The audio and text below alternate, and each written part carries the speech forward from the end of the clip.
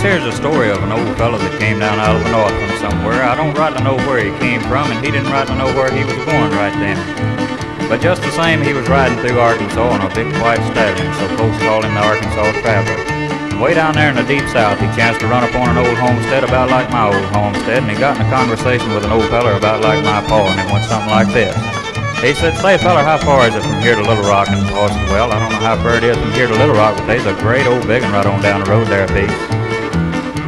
He said, "How long have you been living here, feller?" And paw said, "Son, you see that mountain over yonder? When I came here, that wasn't nothing but a hole in the ground." He said, "You mean you've been living here all this long and don't know where that road goes?" Paw said, "Now, boy, I don't think that road goes nowhere unless it goes off after dark and comes back before daylight." He said, "You're not very far from a fool, are you, feller?" And Paw said, "No, son, just this fence between us." About that time, one of Paw's old cows came ambling down the lane there, headed right for that feller's big white stallion.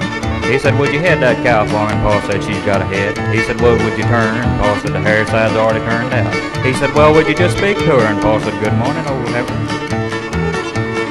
Then it started to raining, and Paw told the feller to get down off his horse and come in the house before he got wet, and he did. And just as he stepped in the front door, a big drop of rain hit him on top of the head. And he looked up, and all he could see through that ceiling was sky. He said, "Feller, why don't you get up there and fix that big hole in the roof?" And Paw said, "Well, I can't do it right now, it's raining." He said, "Well, why don't you get up there on a sunny day and fix it?" Paw said, "Well, on a sunny day it don't leak." After the rain had stopped, the traveler went back out to lead, and his horse looked a little peaked. He turned to Paw and said, "Feller, I think my horse is sick." Paw said, "Well, I had an old mule that acted like that one time, and I mixed up some sulfur, sassafras, tater, arsenic, and alcohol and fed it to him." The traveler said, "Well, have you got any of it left?" And Paw said, "Yep, there's about a half a bucket still out there in the barn. Just help yourself." And he did. He brought that stuff back and fed it to his big white stallion, and it just fell over dead right there in his tracks. He looked at Paw and said, "Feller, I think that stuff killed my horse." Paw said, "Yep, it kind of figures it killed my old mule, too." As he was going out the front gate on Paul's old $150 mule, he was kind of sick of that deal, too.